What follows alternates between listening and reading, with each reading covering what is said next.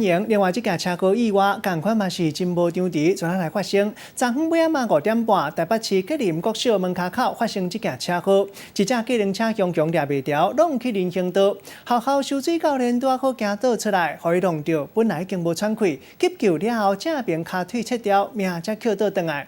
迄当时拄啊好是下课时间，一寡学生囡仔拢看见行甲身躯无条体。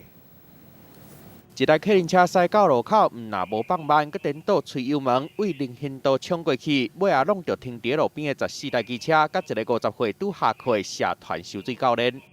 我转过头来看的时候，电车又冲过来，我就赶快跳起来。零件线佮龟头卡，客运车引擎挂佮钣金嘛拢变形，毋但现场的民众惊到，驾驶嘛惊一个半小时。越来越快，就这样。 驶客运车的查某驾驶讲，迄当阵伊的车顶无人，伫台北市的中村路要驶到吉林国校的时阵，车的档啊凶歹去，伊一个紧张才会甲车驶去的人行道。冲撞到对向的吉林国小前的家长接送区，与14台机车发生碰撞。那其中有一名伤者送马街。代志发生伫尾暗5点半，拄啊好拄着下课的时间，真侪家长拢伫学校门口接囡仔，一个拄上课上完的姓林的收水教练，才拄去学校行出来无偌久，就风弄着，当场无咧喘气。 救护人员赶过了后，随家送去病院急救。教练的某听到这个消息，目口甲目屎腻腻流。